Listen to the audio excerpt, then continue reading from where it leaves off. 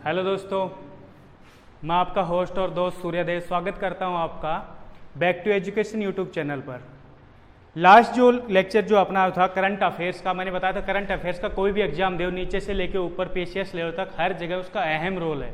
और आज के दिन तो मैंने बताया था कि हर क्वेश्चन किसी भी पोर्शन से अगर क्वेश्चन किसी भी विषय से क्वेश्चन आ रहे तो उसको करंट अफेयर्स से जोड़ के क्वेश्चन को अराइज किया जाता है, पूछा जाता है, चाहे इकोनॉमिक्स का क्वेश्चन हो, ज्योग्राफी, पॉलिटिकल साइंस को, क्योंकि जो भी पॉलिटिकल क्राइसिस चल रहा है, जैसे अब राजस्थान से कोई क्वेश्चन बन गया तो पॉलिटिकल क्राइसिस में क्या होगा, कौन कौन से अनुच्छेद का कौन कैसे यूज कर सकता है, उससे लिंक करके क्वेश्चन पूछा जाता है।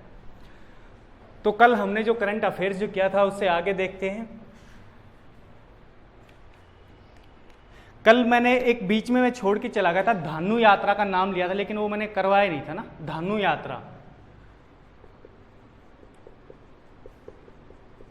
धानु यात्रा, देखो धानु यात्रा या धानु जात्रा भी बोल दिया जाता है उसको ओडिया में, जात्रा या जात्रा या आत्रा एक ही बात है, यात्रा या जात्रा एक ही बात है। धानु यात्रा का संबंध, क्योंकि ये भारत का, इसको राष्ट्रीय पर्व का नेशनल फेस्टिवल का दर्जा मिला हुआ है इसको, धानु को।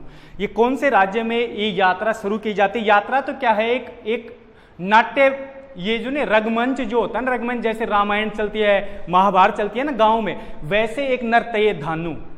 और ये उड़ीसा राज्य में है।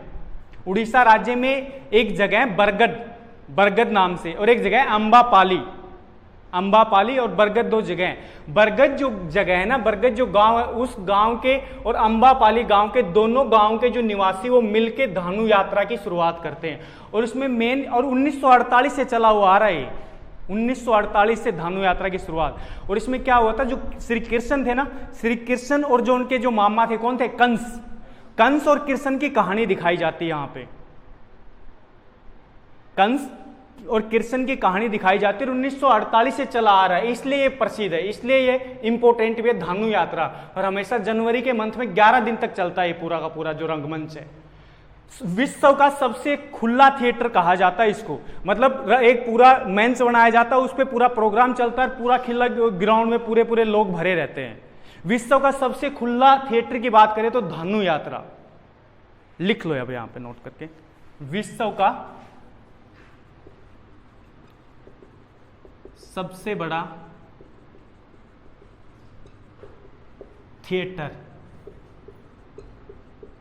विश्व का सबसे बड़ा खुला थिएटर लिख लेना, खुला थिएटर, विश्व का सबसे बड़ा खुला थिएटर का दर्जा दिया गया है इसको, धानु यात्रा को। और स्थान कौन सा है, कहां पे ये सेलिब्रेट किया जाता है?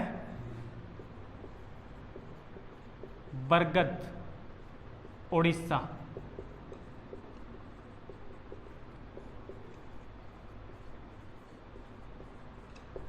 बरगद, उड़ीसा, ठीक है। धानु यात्रा अगर छोटा सा नोट करके लिखना चाहो तो लिख सकते हो। इसमें किसके बारे में, किसके चरित्र पे नाट्य होता है? यहाँ पे श्री कृष्ण और कंस के चरित्र पर, श्री कृष्ण और कंस के चरित्र पर नाटक। धानु यात्रा का संबंध कौन से राज्य से? उड़ीसा। उड़ीसा में कौन सी जगह से? बरगद और अंबापाली। लेकिन मेन जो नाट्य जो होता है वो बरगद गांव में होता है। अंबापाली गांव जो होता है उसमें श्री कृष्ण का संबंध दिखाया जाता है, और जो बरगद जो गांव होता है ना, वो कंस का गांव दिखाया जाता है। मथुरा बना दिया जाता है, बरगद का नाम लिख दिया जाता है मथुरा। क्या मैंने कब कहा नहीं है? अब कंस भी तो यूपी में, उड़ीसा में दिखाने लग रही ना, ठीक है। बरगद को क्या बना दिया जाता है कि ये मथुरा का दर्जा दे दिया जाता है। और बरगद, और एक चीज और बता रहा हूं, यमुना भी नुक होगा यूपी में। बरगद और अंबापाली के बीच में एक नदी जाती है, जारी नदी, उस जारी नदी को यमुना नदी का दर्जा दे दिया जाता है कि बोले ये यमुना नदी है, मतलब नाट्य बनाया जा रहा है वो। अब नाटक में तो वो आगे संजय दत्त का रोल किया था रणवीर कपूर ने, बोले ये तो रणवीर कपूर कठी हो, तो संजय दत्त तो कहता रहा है फिल्म में। तो नाट्य है, ये रंगमंच है, ये किसी को कुछ भी बनाया जा सकता है यहाँ पे, ठीक है। तो ये छोटा सा है, नोट करके लिखो, ये इंपॉर्टेंट है। धानु यात्रा का संबंध कौन से राज्य से? उड़ीसा से।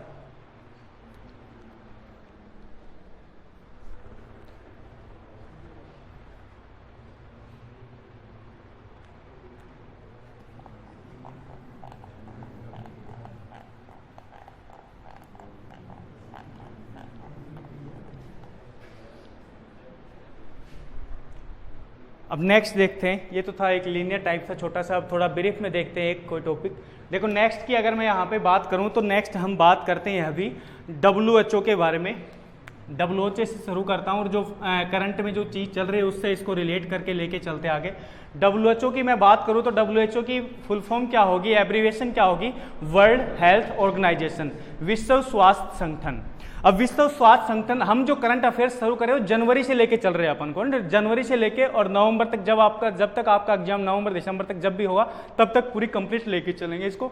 WHO की मैं बात करूं तो एब्रीविएशन होगी विश्व, हिंदी में विश्व स्वास्थ्य संगठन, विश्व स्वास्थ्य संगठन। विश्व स्वास्थ्य संगठन की मैं बात करूं तो स्थापना कब हुई विश्व स्वास्थ्य संगठन की, 1948 में। मुख्यालय की बात करें तो मुख्यालय कहां पे, मुख्यालय जेनेवा, स्विट्जरलैंड। अब लेकिन करंट में क्यों मैं इसको क्यों लिंक कर रहा हूं, करंट में क्या हुआ, जनवरी में ही इसने अनाउंस किया है कि जो 2020 जो साल होगी ना, उस 2020 की साल को कौन सी साल के रूप में मनाया जाएगा, ये इसने WHO ने अनाउंस किया। इसलिए हम WHO के बारे में देखते हैं। तो यहां पे हमें क्या लिखना है, WHO ने अभी क्या अनाउंस क्या किया है कि 2020 को, वर्ष 2020 को year of nurse and midwife, year of nurse and midwife के रूप में मनाया जाएगा।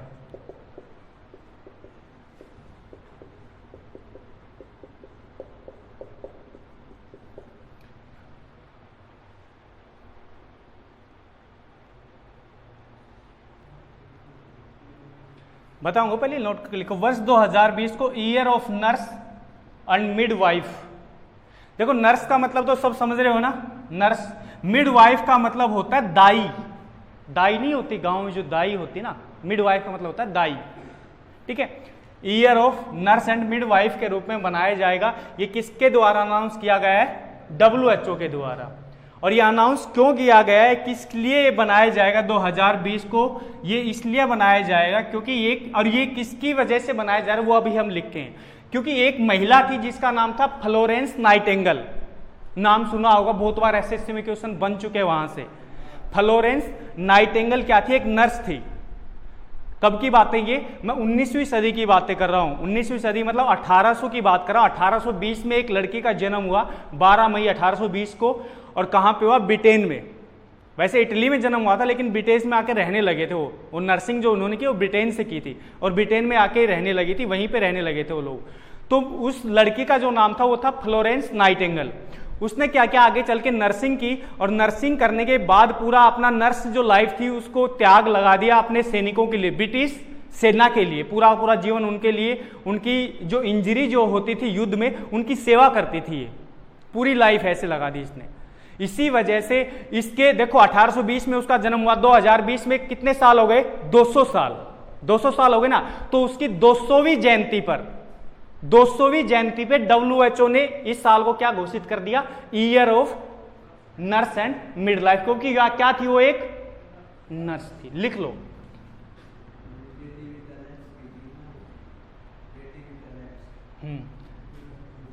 लिखेंगे अभी। फ्लोरेंस नाइटिंगेल के, फ्लोरेंस नाइटिंगेल की 200वीं जयंती पर, फ्लोरेंस नाइटिंगेल की 200वीं जयंती पर, 200वीं जयंती पे क्या बनाया गया, year of nurse and midwife, midwife.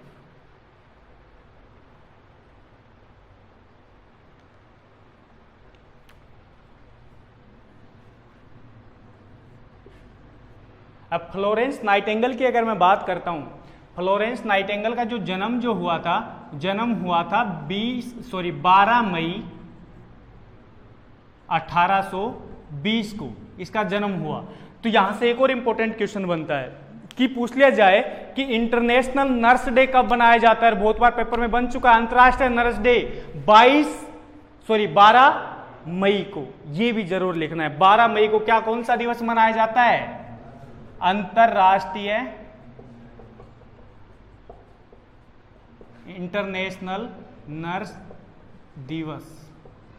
अंतरराष्ट्रीय नर्स डे वाला 12 मई किसके जन्म दिवस के उपलक्ष्य में मनाया जाता है? फ्लोरेंस नाइटिंगेल के जन्म दिवस पे अंतरराष्ट्रीय nurse day.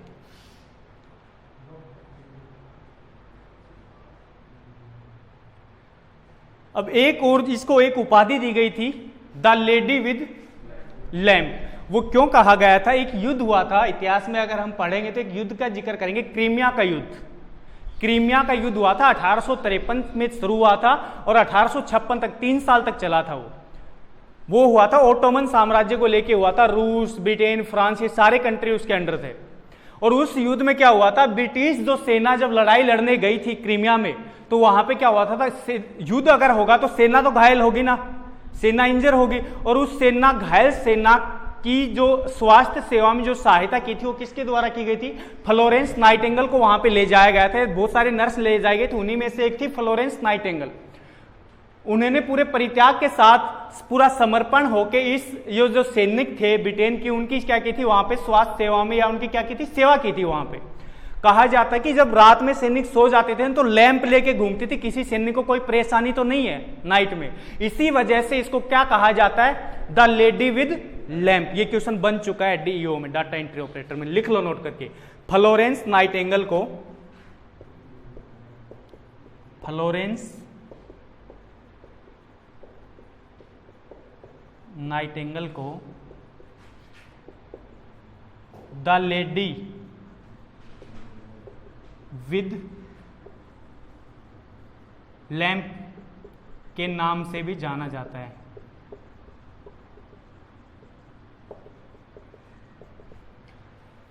The lady with lamp के नाम से किसको जाना जाता है? फ्लोरेंस नाइटिंगेल को। Florence Nightingale, the lady with lamp. ठीक है, ये था फ्लोरेंस नाइटिंगेल के बारे में। और 2020 को कौन सा वर्ष घोषित किया गया? The year of nurse and midwife.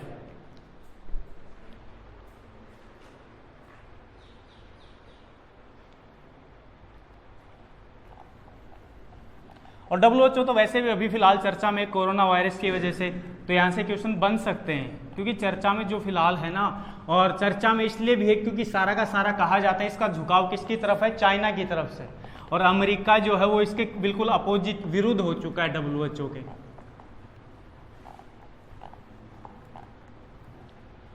और WHO में भारत का हर्षवर्धन जो स्वास्थ्य मिनिस्टर है वो यहाँ पे क्या है अभी? ठीक है, कौन है वो भारत का स्वास्थ्य मंत्री? क्या नाम है? डॉक्टर हर्षवर्धन।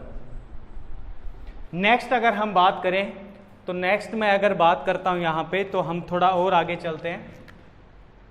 हम पढ़ेंगे अभी जो इंडिया में जो 1 जनवरी या जनवरी मंथ की अगर मैं बात करूं तो 10 जनवरी से 22 जनवरी तक, इंडिया में 10 जनवरी से 22 जनवरी तक एक स्पोर्ट्स जो कंपटीशन था वो शुरू हुआ था, जो खेल थे वो शुरू हुए थे। उनका क्या नाम था?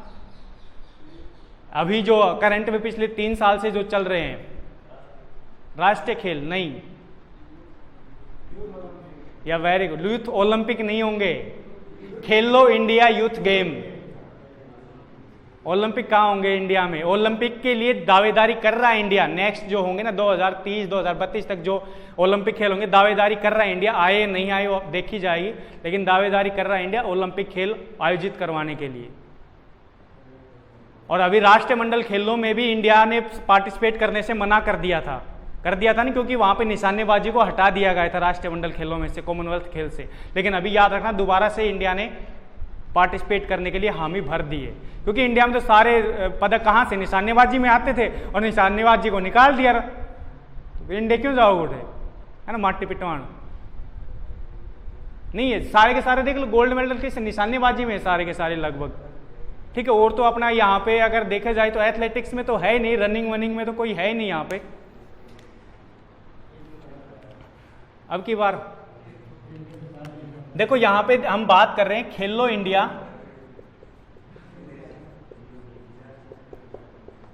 यूथ गेम की, खेलो, आवाज नहीं हुई, खेलो इंडिया यूथ गेम, खेलो इंडिया यूथ गेम की अगर मैं बात करूं तो इसी का एक दूसरा नाम भी ले दिया जाता है, खेलो इंडिया स्कूल गेम। यही है वो भी, खेलो इंडिया यूथ गेम या खेलो इंडिया स्कूल गेम। इसका आयोजन जो किया गया वो इंपॉर्टेंट है कि कहां पे किया गया। आयोजन की मैं बात करूं, यहां पे आयोजन कहां पे किया गया, गुवाहाटी में। गुवाहाटी कहां पड़ती है, असम में। 10 जनवरी से शुरुआत की गई इसकी और 22 जनवरी तक ये चले, खेलो इंडिया यूथ गेम या खेलो इंडिया स्कूल गेम। ये तो था इसका कौन सा संस्करण था, ये जो अभी चल रहा है ये तीसरा संस्करण था, मतलब तीसरी साल हो गई इसको, तीसरा संस्करण था ये इसका, तीसरी बार आयोजित किए गए थे गुवाहाटी में। लेकिन इससे पहले भी 2 बार आयोजित किए जा चुके हैं, 2018, 19 और तीसरा है 2020 में। पहले जो 2 हुए थे वो कहां पे हुए थे, पहले की मैं बात करूं कि सबसे पहला जो संस्करण हुआ था, सबसे पहला जो संस्करण हुआ था वो हुआ था नई दिल्ली में।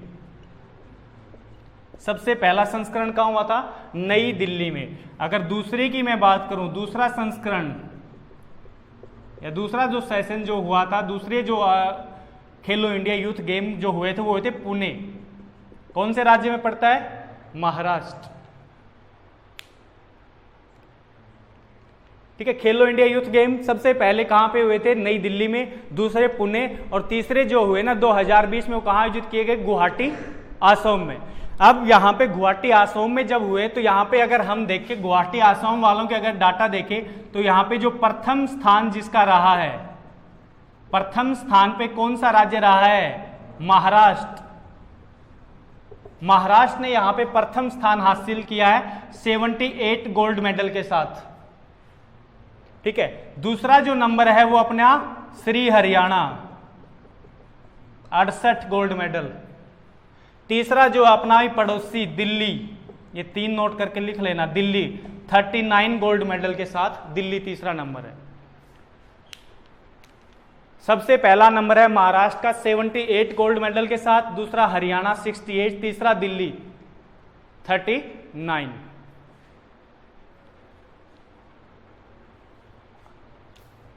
आज कौन सा दिवस है, राष्ट्रीय खेल दिवस आज।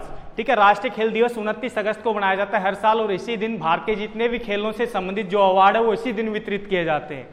और ये बनाया जाता है मेजर ध्यानचंद की जयंती पे बनाया जाता है।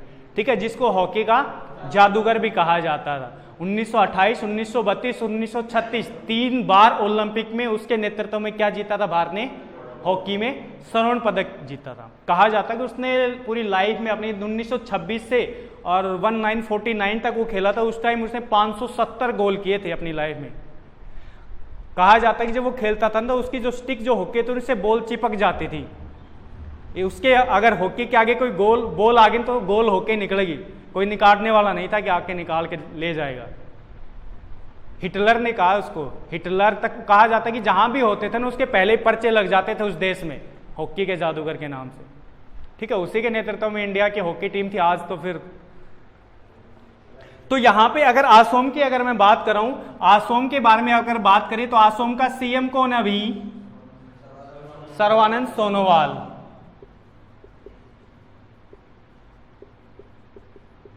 सोनो ऐसे ऐसे धीरे करके अपन सारे सीएम अपन को याद करने हैं, क्योंकि मैंने पहले ही बता चुका हूं कि अगर हम एग्जाम देने जा रहे हैं, इजी क्वेश्चन हमारे गलत हो जा रहे हैं तो हम कंपटीशन से वैसे ही बाहर हो जाने हैं।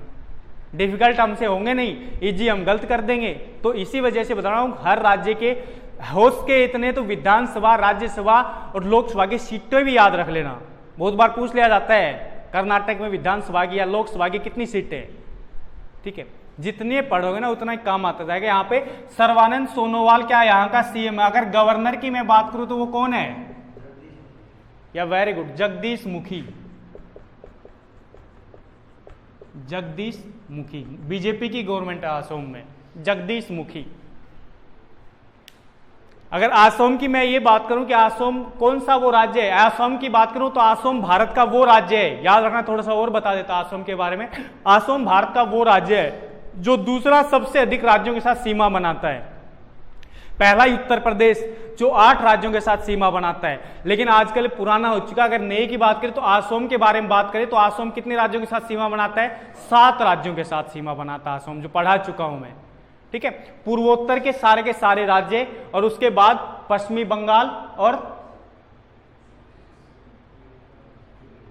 अरे बस पश्चिमी बंगाल ही होगा, और कौन सा होगा? 7 सिस्टर में से क्या होगा? एक तो असम खुद हो गया, 6 सारे अलग अलग राज्य हो गए, 6 वो हो गए, और एक पश्चिमी बंगाल। कितने राज्य हो गए जो टच कर रहे हैं? 7 राज्य। अगर उसके बाद बात करें तो छत्तीसगढ़ आ जाएगा, महाराष्ट्र, दोनों 6 राज्यों को टच कर रहे हैं। ठीक है, सबसे कम की बात करें तो सिक्किम केवल 1 राज्य को टच कर रहा है, पश्चिमी बंगाल को। अगर एक और राज्य की बात करें तो मेघालय, वो भी एक ही राज्य को टच कर रहा है, असम को। सबसे कम वाले कौन से? मेघालय और असम, केवल एक राज्य को टच कर रहे। सबसे ज्यादा वाला उत्तर प्रदेश, दूसरा असम, तीसरा छत्तीसगढ़ और महाराष्ट्र। क्लियर है ना? और याद करना, इसी के तर्ज पे खेलो इंडिया यूथ गेम या खेलो इंडिया स्कूल गेम की तर्ज पे ही एक और गेम शुरू किए गए यहां पे। वो जो गेम है वो है खेलो इंडिया यूनिवर्सिटी गेम, खेलो इंडिया विश्वविद्यालय गेम। और वो जो गेम जो है खेलो इंडिया यूनिवर्सिटी जो गेम है, वो अब की बारी पहला सेशन शुरू हुआ है, लेकिन अभी हम नहीं पढ़ेंगे, अभी जनवरी, वो फरवरी में पढ़ेंगे हम। खेलो इंडिया यूनिवर्सिटी गेम, जिनकी शुरुआत 22 से 23 फरवरी के बीच करी गई थी, उड़ीसा में वो खेले गए थे। ठीक है, तो इन्हीं की तर्ज पे एक और गेम की शुरुआत की गई है भारत में। और भारत का खेल मंत्री कौन है? युवा कार्यक्रम और खेल मंत्री किरण रिजिजू। ठीक है, नेक्स्ट अगर हम बात करें, इसके अलावा अगर हम बात करें तो एक फोर्स है, उसका नाम बदला गया है जनवरी में, आरपीएफ, रेलवे प्रोटेक्शन फोर्स, है ना। आरपीएफ जो होती थी ना, रेलवे प्रोटेक्शन जो फोर्स थी, आरपीएफ,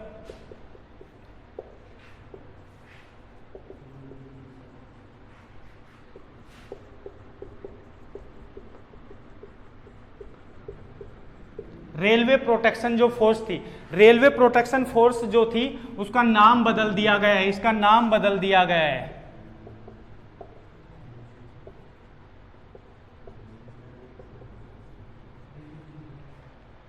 और इसका काम क्या था? जो यात्री है उनकी सुरक्षा करना और रेलवे का जो सामान है उसको निगरानी में रखना। आरपीएफ का यही तो काम है। ठीक है, आरपीएफ का नाम बदल दिया गया, नाम बदल के क्या कर दिया गया है? पहले भारतीय लगा दिया गया है, भारतीय रेलवे सुरक्षा बल सेवा, लास्ट में सर्विस लगा दिया है, सेवा, ये इसका नया नाम होगा। इंडियन आरपीएफएस, ये इसका नया नाम होगा, Indian railway protection force service, Indian भारतीय रेलवे सुरक्षा बल सेवा। ठीक है, Indian railway protection force service.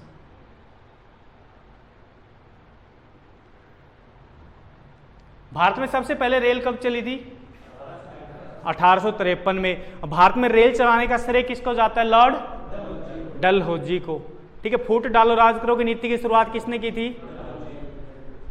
और लैप्स जो विलय की जो नीति थी, जिसके भी कोई पुत्र नहीं होते थे, विलय। और बंगाल का विभाजन कब हुआ था? किसके द्वारा करवाया गया था? Lord Curzon.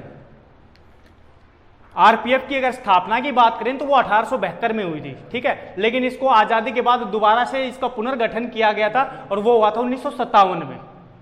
ठीक है, आरपीएफ एक्ट लाया गया था, आरपीएफ एक्ट 1957 के तहत इसकी स्थापना की गई थी। ठीक है, आरपीएफ। और भारतीय रेलवे सबसे बड़ा नियोक्ता है, सबसे ज्यादा नौकरी देने वाले की अगर बात की जाए तो कौन सा है? भारतीय रेलवे, इंडियन रेलवे सबसे ज्यादा नियोक्ता कहा जाता है, जो नौकरी देने वाला है, प्रदान करने वाला सबसे बड़ा प्रक्रम जो है वो कौन सा है? रेलवे। रेल मंत्री कौन है? Piyush Goyal.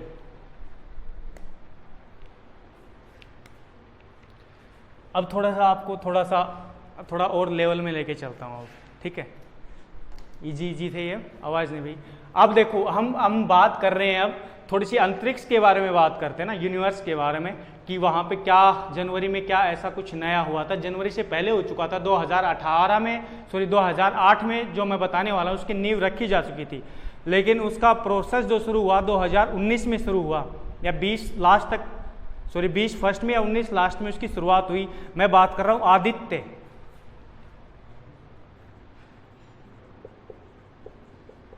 Aditya L first, Aditya L first.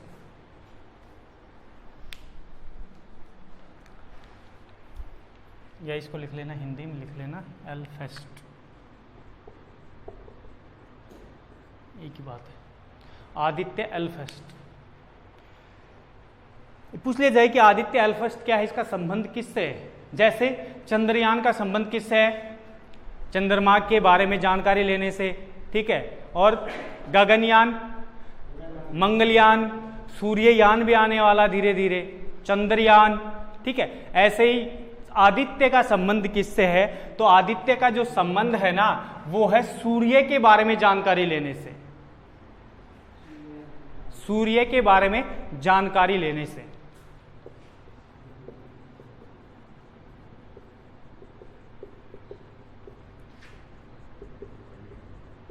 जानकारी हासिल करने के लिए।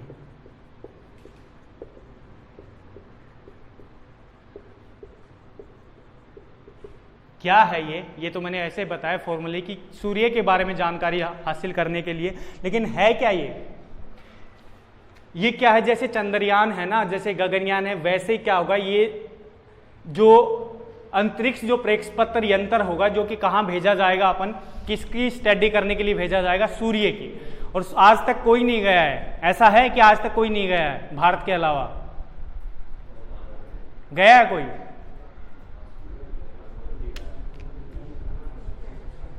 जा चुका है 2018 में अमेरिका की जो स्पेस एजेंसी है, कौन सी है? नासा ने 2018 में भेजा एक यान, जो कि कहां होगा? अब बताओ, कोई सूरज पे जाएगा कोई यान? सूरज पे जाएगा तो क्या होगा? चंद्र ग्रहण पे तो जाके बैठ कर वहां पे ऑर्बिटर उतार दिया, लेकिन सूरज पे क्या होगा? दूर से स्टडी करनी पड़ेगी सूरज की, और वो भी दूर से मतलब काफी दूर से, मिलियन किलोमीटर दूर से। सूरज का टेम्परेचर कितना होता है? जो आंतरिक जो भाग होता है वो तो कोरोना का होता है, मिलियन में होता है अंदर।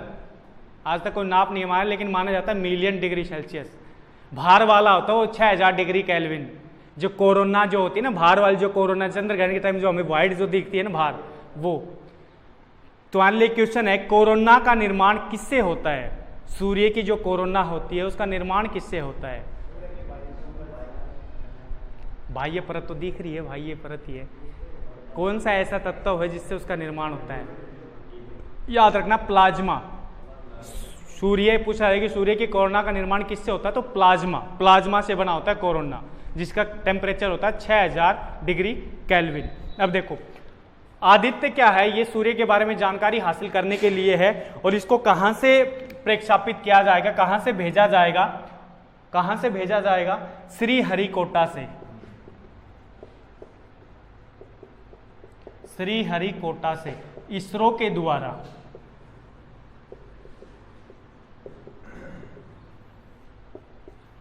इसरो के द्वारा इसको भेजा जाएगा। ये भी बताएंगे कहां पे इसको लॉन्च, कहां पे रोका जाएगा अंतरिक्ष में।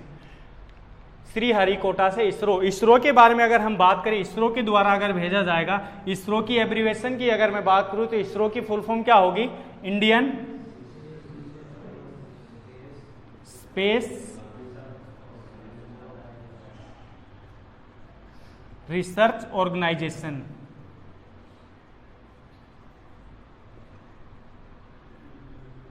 भारतीय अंतरिक्ष अनुसंधान संगठन, ठीक है। मैं पहले लेक्चर बना चुका हूं इसका, आप देख सकते हो, पहले लेक्चर यूट्यूब पे होगा इसके बारे में। जब APJ अब्दुल कलाम के बारे में जब पढ़ाया था तो इसरो के बारे में पूरा खोल के बताया था कि कहाँ पे क्या होता है। वैसे नॉर्मल बता देता हूं अभी।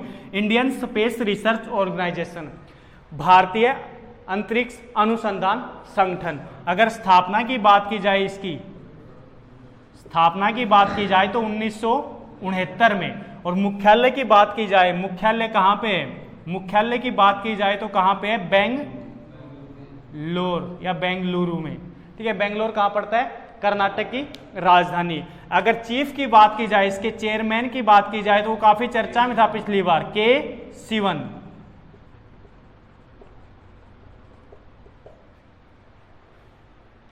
कब था चर्चा में पिछली बार? कौन से? मंगलयान या चंद्रयान था?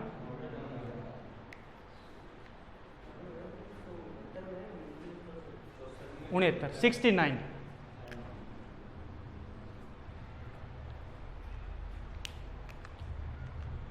ठीक है, इसका श्रेय जो जाता है वो किसको जाता है? विक्रम साराभाई का नाम सुना होगा ना, Sarabhai space centre, Satish Dhawan space centre, वो सब बताया गया है, वो देख लेना लेक्चर।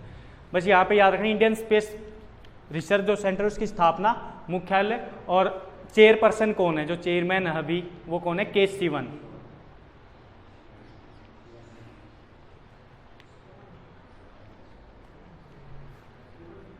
के सिवन। आदित्य एल फर्स्ट की अगर मैं बात करता हूं, यहाँ पे आदित्य एल फर्स्ट की अगर मैं बात करता हूं, तो आदित्य जो एल फर्स्ट जो है, इसको कौन से,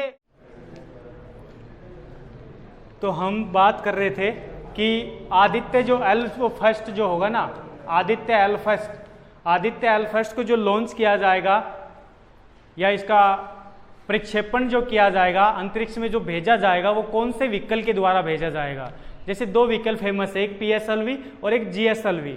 GSLV में आज के दिन अलग अलग वर्जन आ गए, marks first, MK second, MK third. अंतरिक्ष के बारे में जब पढ़ेंगे ना तो पढ़ेंगे उनके बारे में।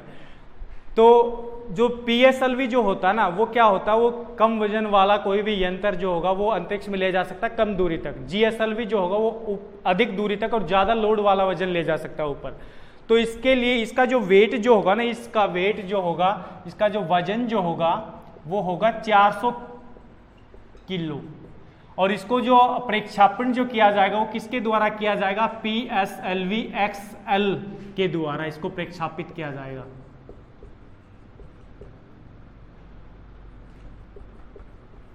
ठीक है, अंतरिक्ष में कौन से यंत्र के, कौन से लॉन्च व्हीकल के द्वारा भेजा जाएगा? एब्रीवेशन देखे तो polar satellite launch vehicle, polar satellite launch vehicle. ठीक है, हिंदी में ध्रुवीय उपग्रह प्रक्षेपण यान। हिंदी में अगर मैं लिखूं तो ध्रुवीय उपग्रह प्रक्षेपण यान। ठीक है, इंग्लिश में पोलर सैटेलाइट लॉन्च व्हीकल। ठीक है, इसके द्वारा इसको भेजा जाएगा और इसको रोका, ऐसा तो नहीं कि मैंने बताया कि सीधा सूरज पे ले जाके टांग देंगे कि ये सूरज है, और वहां पे जा भी नहीं सकेगा। सूरज कितनी दूर है पृथ्वी से? लगभग 14 करोड़ 98 लाख किलोमीटर, पहुंच नहीं पाएगा ये PSLV वहां पे। इसको बीच में ही रोका जाएगा और ऐसी जगह पे रोका जाएगा क्योंकि ये पृथ्वी का भी खुद का ग्रेविटेशन फोर्स है और सूरज का भी खुद का क्या होगा? ग्रेविटेशन। ग्रेविटेशन मतलब समझते हैं ना, गुरुत्वाकर्षण बल। अब इसको ऐसी जगह रखा जाएगा पृथ्वी और सूरज के बीच में जहां पे संतुलन बना रहे, इसके ना तो सूरज की तरफ जाए ना पृथ्वी की तरफ जाए। वो जो पॉइंट है उस पॉइंट को क्या कहा जाता है? नया होगा तो आपके लिए। देखो, ये आदित्य के बारे में यहां तक हमने देखा।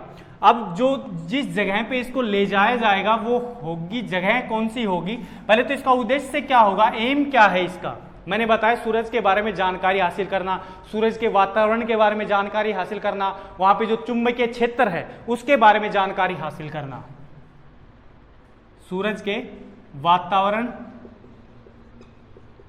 और चुंबकीय क्षेत्र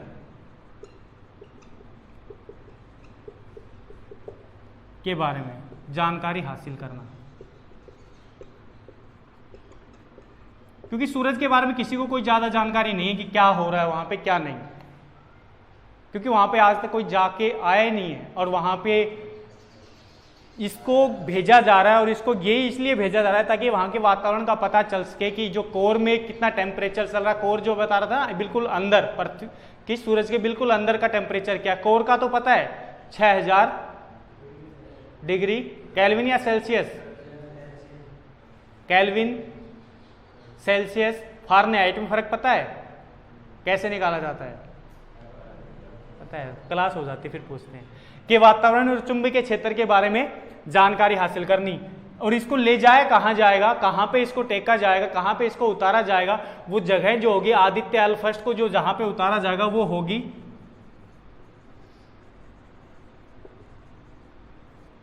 लग्रंगियन पॉइंट, लग्रंगियन पॉइंट लिखो इसको, लग्रंगियन पॉइंट में स्थापित किया जाएगा। लग्रंगियन, फिर लिख देता हूं, समझ में नहीं आ रहा होगा तो, लग्रंगियन पॉइंट, इसको लग्रंगियन पॉइंट में स्थापित किया जाएगा।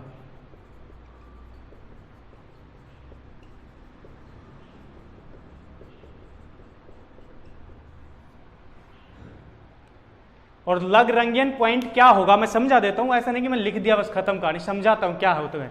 लग्रंगियन पॉइंट क्या होगा, जैसे ये सूरज है, क्या ये सन, और ये अपनी क्या है पृथ्वी, ठीक है, ये क्या अपनी अर्थ। अब क्या होगा, अर्थ का कोई ग्रेविटेशन फोर्स होगा ना, कि कहां तक अर्थ का ग्रेविटेशन फोर्स काम करेगा। कोई ऐसा पॉइंट होगा जहां पे सूरज का ग्रेविटेशन फोर्स काम करेगा, जहां पे सूरज का ग्रेविटेशन फोर्स काम करेगा, कोई ऐसी जगह जहां पे कम हो जाएगा वो बीच में कोई एक ऐसा पॉइंट होगा जिसको क्या कहा जाता है, लग्रंगियन पॉइंट। और लग्रंगियन क्या था, एक मैथमेटिशियन था जिसके नाम पे इस पॉइंट का नाम पड़ा, वो था लुइस लग्रंगी, जो कि फ्रांस का था, इटली और फ्रांस का नागरिकता थी उसको, और उसी के नाम पे इस पॉइंट का नाम पड़ा है। अब पूछा जाए कि कौन से ऑर्बिट में इसको स्थापित किया जाएगा। अब कोई अगर उपग्रह या कुछ भी भेजा जा रहा है, यान भेजा जा रहा है, ऑर्बिट तो चाहिएगा ना उसको घूमने के लिए। ऑर्बिट का मतलब तो समझते हो ना, ऑर्बिट, कौन से ऑर्बिट में इसको स्थापित किया जाएगा। एक आप समझते हो लोअर ऑर्बिट, हायर ऑर्बिट, उनसे अलग एक ऑर्बिट आएगा यहाँ पे, हेलो ऑर्बिट, नोट करके लिख लेना यहाँ पे, हेलो ऑर्बिट में इसको स्थापित किया जाएगा।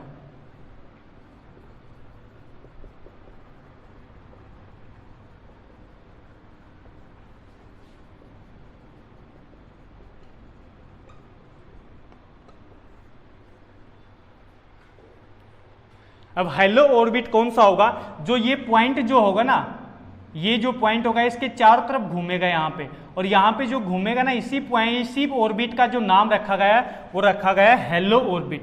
तो हेलो ऑर्बिट में ये स्थापित किया जाएगा, और यहीं पे रह के सूरज के बारे में हमको क्या देगा, ये जानकारी देगा, उसके वातावरण के बारे में, कितना चुंबकीय क्षेत्र, वहां पे कौन सी वस्तु कहां तक खींची जा रही है, ठीक है, मैग्नेटिक फील्ड कहां तक क्या है, तो उसके बारे में जानकारी देगा भारत को। और ये जानकारी कौन सा देश पहले ले चुका है, यूएसए। यूएसए ने कब भेजा अपना जो मिशन था, वो कब भेजा, 2018 में। सूरज पे अगर पूछ लिया जाए कि सूरज पे भारत का सबसे पहला मिशन कौन सा है, तो कौन सा आएगा, भारत का आदित्य एल फर्स्ट, ये सबसे पहला। इससे पहले भारत ने कोई कोशिश नहीं की सूरज के बारे में जानकारी हासिल करने के लिए, सबसे पहला मिशन है ये।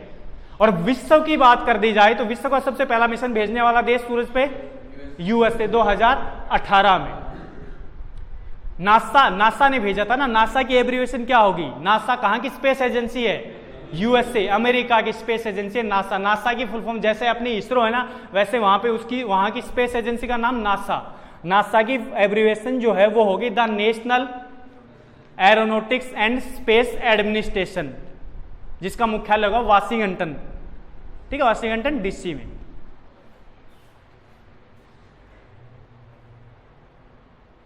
ये एल फर्स्ट नाम क्यों आया, आदित्य तो ठीक है, एल फर्स्ट नाम क्यों आया है, हर चीज के पीछे फंडा है। यहाँ पे मैं बता देता हूँ, थोड़ा सा आप कंफ्यूज अगर होगे, एल फर्स्ट कहाँ से आया। देखो जो मैंने बताया ना, लग्रैंगियन पॉइंट जो है ना, लग्रैंगियन पॉइंट, यहाँ पे लग्रैंगियन पॉइंट के 5 पार्ट्स बनाए गए हैं।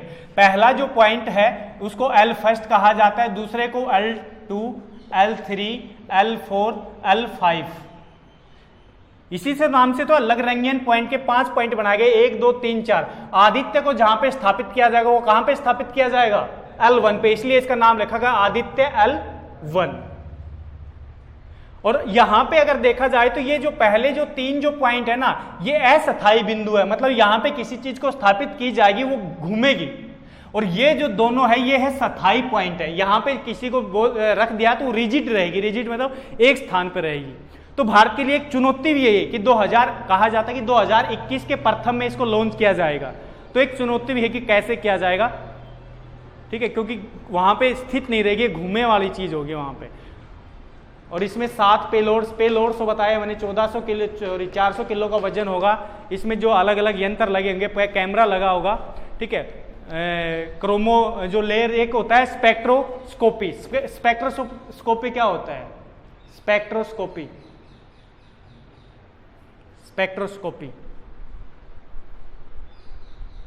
बता देना, तुम्हारे लिए क्वेश्चन है। स्पेक्ट्रोस्कोपी क्या होता है? इंडोस्कोपी वो तो पता है, इंडोस्कोपी।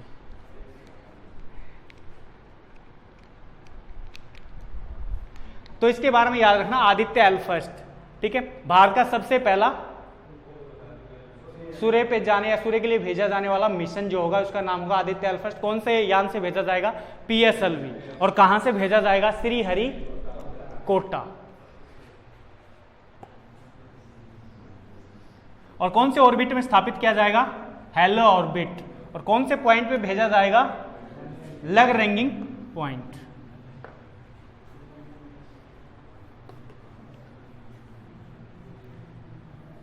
अब ये पूछ लिया जाए कि जो अपना CAA जो था, CAA, ठीक है, सिटीजन अमेंडमेंट एक्ट या CAB, जब पास नहीं हुआ था तो उसका नाम क्या था? CAB, ठीक है, सिटीजन अमेंडमेंट बिल।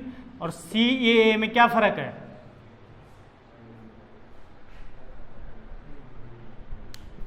बिल और एक्ट।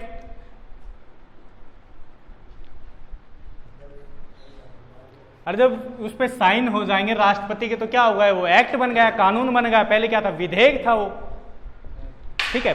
CAA की बारे में बात की जाए तो CAA जो भारत सरकार ने जो कानून जो लेके आई है, नागरिकता संशोधन जो कानून है, वो उसमें अगर पूछ लिया जाए कि नागरिकता संशोधन जो कानून है उसके खिलाफ प्रस्ताव पारित करने वाला सबसे पहला राज्य कौन सा है? सबसे पहला राज्य वो केरल है, जिसने कह दिया था कि हम भारत सरकार का जो ये नागरिकता संशोधन जो है इसको इसके हम क्या है? खिलाफ है, केवल खिलाफ हैं। मानेंगे या नहीं मानेंगे वो भारत सरकार पे डिपेंड है।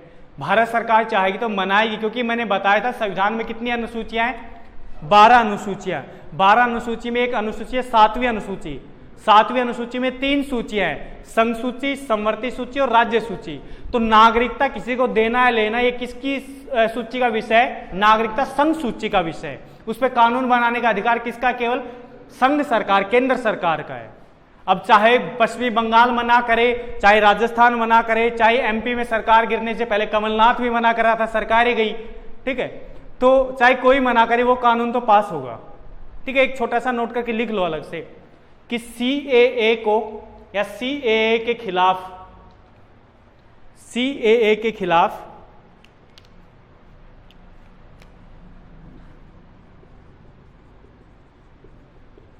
CAA के खिलाफ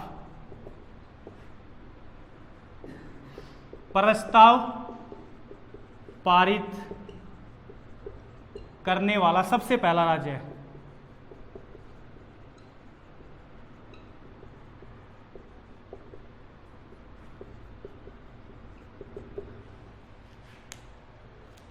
प्रस्ताव पारित करने वाला सबसे पहला राज्य है केरल। केरल के बारे में देखिए तो केरल की राजधानी त्रिवेंद्रम है ना, त्रिवेंद्रम या तिरुवनंतपुरम, ठीक है, तिरुवनंतपुरम। और तिरुवनंतपुरम के बारे की और अगर देखा जाए, केरल की राजधानी हो तिरुवनंतपुरम।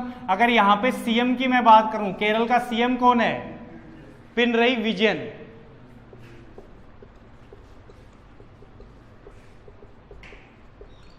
और केरल के गवर्नर की बात करूं तो आरिफ मोहम्मद खान, अच्छा इंसान है बहुत, आरिफ मोहम्मद खान। आरिफ मोहम्मद खान। केरल में एक वैली भी है, ठीक है, साइलेंट वैली।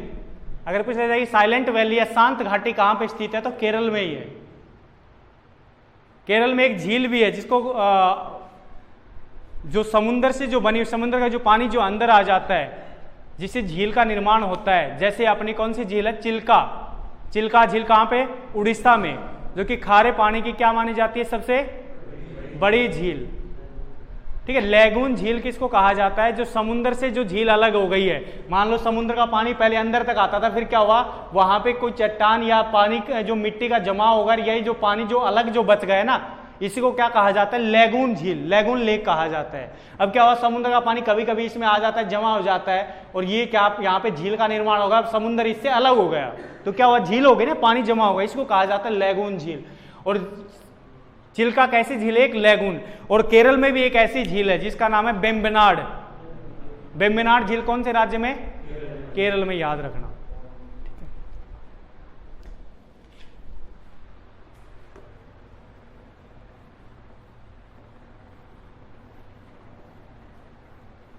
ठीक है, आज इतना ही बस।